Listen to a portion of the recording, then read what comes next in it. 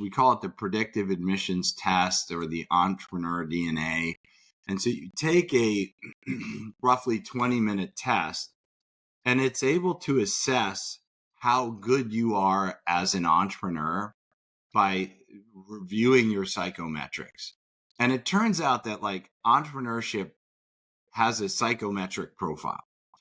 It's not like all things, right? You could be not so tall and a great basketball player, but if you're really tall, your chances of being a great basketball player are much better.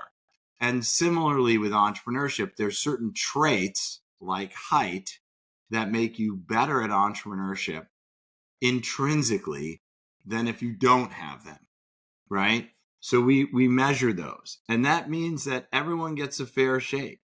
Now, look, you may not have the DNA, so to speak, to win. A lot of these are traced back to genetics, the traits that we measure that are successful for entrepreneurship, such as openness. It's largely a genetic trait. The more open-minded you are, the more likely you're to succeed as an entrepreneur. Because if you're closed-minded, you don't see the opportunities. But if you're open-minded, you can see things that other people might miss because they're myopically looking at stuff. And that's a genetic trait, as an example. So we primarily admit people in the Founder Institute based on their test results, and this makes it very fair, right? It doesn't matter what color you are, it doesn't matter what gender you are, or none of that matters. All that matters is, are you more likely to succeed as an entrepreneur or not? And you can actually take that test today if you're curious and see the results. We give you it's amazing. We give you a very detailed report. And I think it's FI/DNA, like entrepreneur DNA. So just upper or lowercase d. Did you develop the test internally, or is it an entrepreneur DNA test is publicly available that you implemented to your process?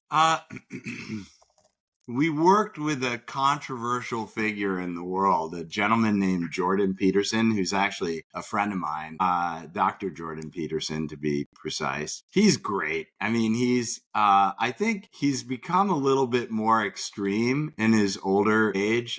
Back when I was dealing with him, he was more like a kind of nutty university professor. Nowadays, he's like world famous and fills stadiums with people, but he's become much more extreme. But Jordan understands the mind as well as anyone on the planet.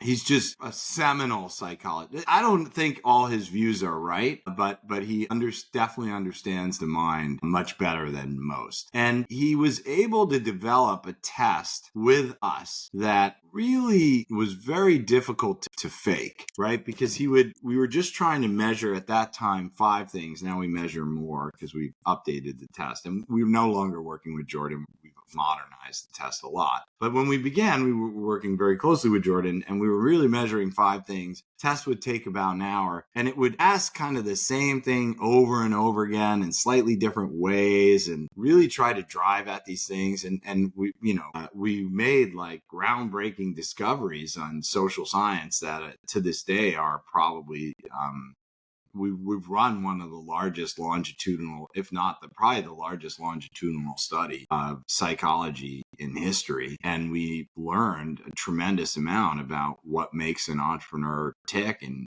what makes a successful entrepreneur, what makes a failed entrepreneur. I mean, it's mind-blowing, actually.